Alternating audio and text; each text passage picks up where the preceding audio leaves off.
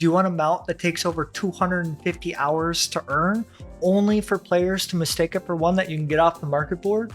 Well, if the answer to that is yes, I have an achievement for you. It's Starfinder. And I'll be sharing my experience along with the data I collected and exactly what I did wrong. So as I said previously, this grind does take about 250 hours. It's gonna be about 200 hours of crafting and about 45 to 50 hours of gathering. I want to preface this now. This is in Dawn Trail with the best gear available. In future expansions, as gear gets better, the crafting will speed up. It's still going to be a 200-hour grind probably, but it's going to speed up. So if you happen to wait, definitely you can wait on that and then revisit this if this is something that you want to achieve. Starting out, this is the first thing I would recommend everyone to do is you want to start on your relic grind because you're going to have to have completed the relic in order to get the most efficient way for gatherers. If you don't know how to do the relic, here's your quick relic guide. After you pick up your relic, you go onto this little section of the menu and you're going to see these bars. Once you see the bars, they associate with the task. When you complete a task, you get points that fill up the bar. When you can no longer fill up the bar, you're done. Once you do that on all 4 of the planets, you're done and you completed all of the relics. That's your quick relic guide. One thing to note on all this.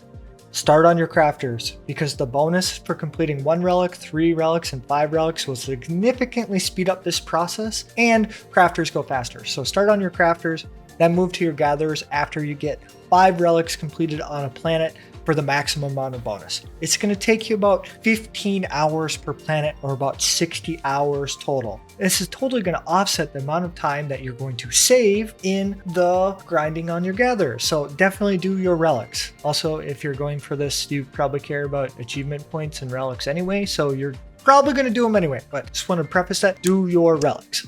Now, after you do your relics, it unlocks the mastery points, which is going to be where the gatherer's journey ends. This is why we wanted to get all of our relics in the first place, because we're going to be averaging around 50k points an hour using the Master Ecological Research Mission for the Miner and the Botanist and the Bonafide Diversity Survey for Fishing. If you want a greater breakdown of how this works or a much longer explanation than I'm about to give, I did make another video on this.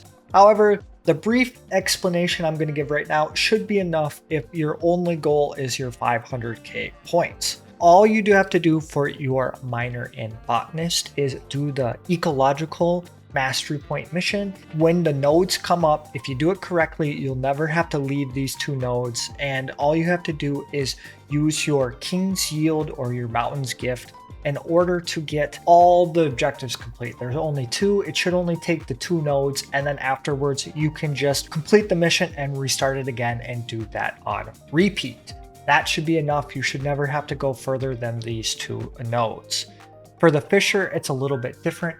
You have to hit the botanical mission, and all you have to do for this is on the first fish, make sure you have a refined mayfly bait available. Then you want to hit the cosmic skill multi-hook, prized catch to make sure you're catching a large fish.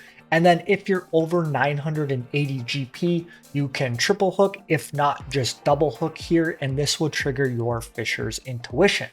Then on the second fish, you want to multi-hook again, once again, the cosmic ability. You want to surface slap, you want to prized catch to make sure you have a large fish, and then you want to make sure you have over 700 GP, whether this be cordials or the fishing ability that takes 3 charges that you get from high quality fish that I'm forgetting the name of now and I'm too lazy to look up while I'm doing the script. You want to make sure you have over 700 GP, and then you triple hook the next catch, which will exclusively be jellyfish, and then you restart the mission.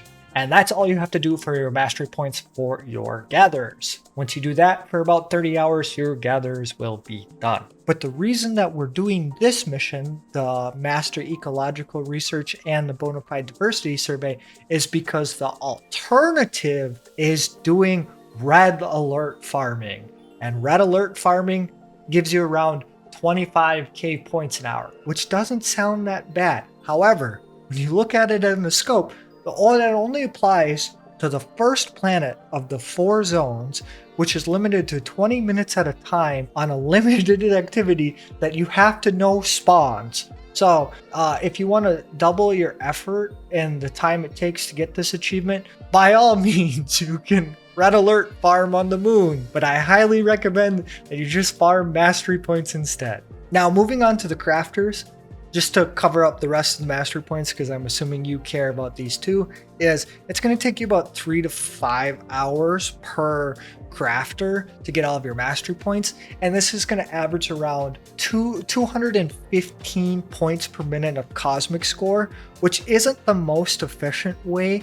However, I'm assuming that you want to get both if you're going for this grind, so I just wanted to reference this. Just pick the star craft or whatever craft mission that you can do, and just repeat that over and over again until you get your mastery points done. This isn't going to be the bulk of the grind for your crafters because you're going to get done with your mastery points very quickly, but I just wanted to mention that while we move on to the actual most optimized way for your crafters is, once again, we have to revisit the moon. However, we aren't doing red alerts this time. We are doing weather crafts. Weather crafts on the first moon, literally just the first planet. Don't know why they aren't scaled up with other planets, but it's just the first planet. And for those of you who have never followed weather before or don't know what the weather crafts are, I'm going to break down NicoBot now and how it works and how you can use it to now do your weather crafts. So the link will be down below, but we're on NicoBot, and I scrolled all the way down to the Sea of Stars because this is where our moon is. This is the moon that we care about, and this is the weather that's available. There's only 3 weathers available for the first moon, and the only moon that we care about, the Sinus Dronum or whatever. Don't ask me to pronounce anything ever again. Now, the weathers that are available here are Fair Skies, Moon Dust, and Umbral Winds. Moon Dust has a focus on Blacksmith, Armor, Goldsmith, Alchemist, and Culinarian. So if you're trying to level those, you're looking for Moon Dust. And Umbral Wind has a focus on Carpenter, Leatherworker, and Weaver. How it works basically is when you pull up this map or pull up NicoBot, you're going to see what weather it's currently and then all of the weathers that are currently available. So if you're trying to work on a certain crafter, you can look on when the weather is going to be available. And we know we're going to have a nice 3-hour streak of moon dust coming up, and it just counts down when it's going to be. So you know, if you're trying to get this achievement,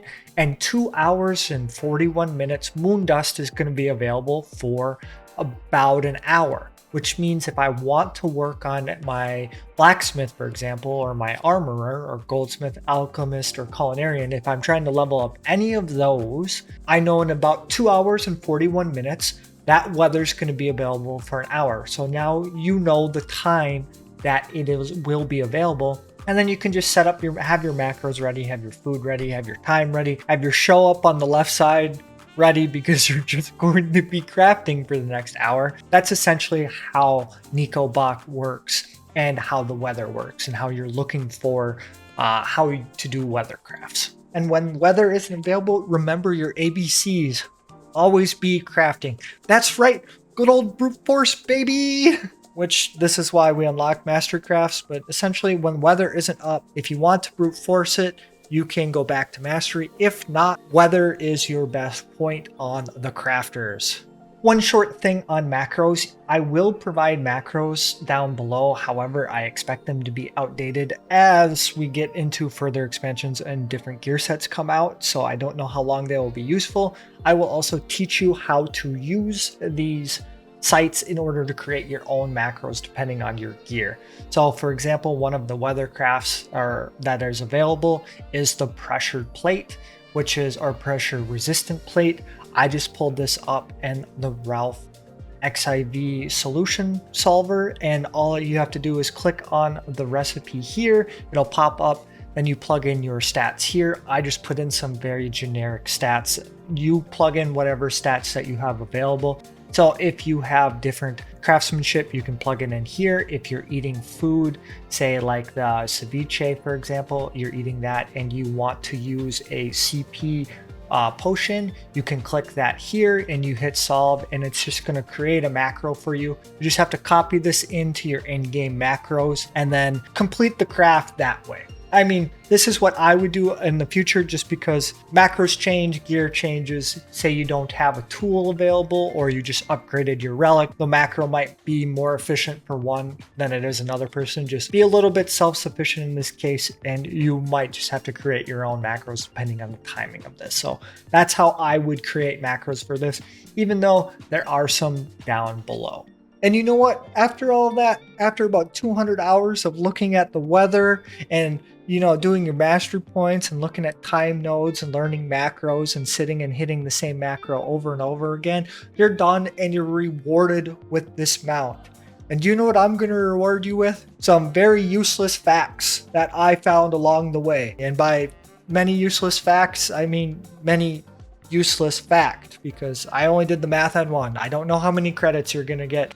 I didn't do the math on it. However, I did find out you're probably going to get around 2,391 spins on the fortune wheel, which you'll probably only ever get about 4 cosmic stellar fortunes or whatever they call it. The bunny did not treat me kindly. That's all I'm going to say. That's your useless fact. But yeah, that's how you do Starfinder. Now for everyone's favorite part, the math. The math behind it all and how I came up with this number and yada yada yada, the stuff that no one cares about. That's why it's at the end of this video, but I wanted to break it down anyway because this is why I take all the data in the first place. So now we're going to start on the crafters, and we know the most efficient way is weathercrafts, and we get about 350 to 500 points per minute on the weathercrafts. So I average this about 420 points per minute on the crafters for the most efficient method. Which, if you do the math straightforward, for your 500k, it's going to take you about 19.9 hours to get the 500k points for each one of your crafters. That's not entirely true because we have to get our relics, and most people want their relics and their master points. So I took that into account, and based off of how long it takes you to get all of the relics done on each planet times the 4 planets, it's about 12 to 15 hours per planet to complete all of the relics. So just averaged that out between all of the relics and added about 3 to 4 hours per crafter and gatherer job to this total. So that takes our 19.9 to about 22.5 hours. This is the most efficient way. So now we have 8 crafters. So we come up with about a grand total of 179.5 hours, maybe. So like 180 hours. This is also back of the napkin math because I didn't exactly sit there with I did sit there with a stopwatch to average it out, but like I didn't do that for the whole 200 hours. But anyway, you get to about 180 hours for the crafters. This includes getting all of your relics, your master points, and then doing your weathercrafts the most efficient way. You can probably do it faster if you're more attentive than I was, or in the future when better gear comes around, because the crafts take about 80 seconds per macro craft on the master crafts and anywhere from 80 to like 120 seconds on expert crafts on weather, depending on if you're using the macro or if you just are doing it manually. So keep that in mind as we get better gear and food and yada yada yada. All these numbers will be wrong, so who cares? But anyway, that's the numbers I came up with. Now on the gatherers, the weather was about 290 points per minute, which we didn't really like. And then the critical red alerts, which I mentioned earlier, we were averaging about 310 to 345 points per minute.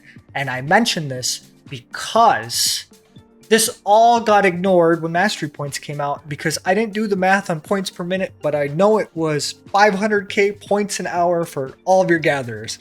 So who really cares about the points per minute at that point? Because I know the points per hour. I'm sorry I didn't do the math on points per minute, so it's all even. I could do it live, but I'm not going to. One of you can tell me what it was. So anyway, we threw out all the weather and critical engagement crafts or the red alert crafts because we're never going to do those again. And then we added once again about 3 to 4 hours per relic. So initially it was going to be about a 90-hour grind, but if you take into account the relic grind and just do exclusively mastery points, it's going to take you about 45 hours to get all of your gatherers done if you count for the relics. So this is why my total came down from about 290 hours is what I said initially, down to about 250 hours is what I said at the beginning of this video. So, and one thing to note, I did not take into account the gold completion of all of the planets of all the crafts if you're going for that achievement. And why is that? It's mostly because I'm going to wait for like 8.3 when the gear is better and I don't have to worry about RNG, because getting gold on some of these crafts is very RNG dependent, even with Pentamill and Relic and best gear and pot. So like I just can't be bothered to deal with it all. So I'm going to do it later. But if you're doing that, you should probably do that before you get your 500k instead of after like I did. But you know, I digress. So that's the math behind it. If you care about the math, I am going to break down all the math on all of the big achievement grinds that I do in the future. So have that with you as you will. But anyway, hope you found this information useful. I hope you found this video useful. And as always, I hope you have a great day.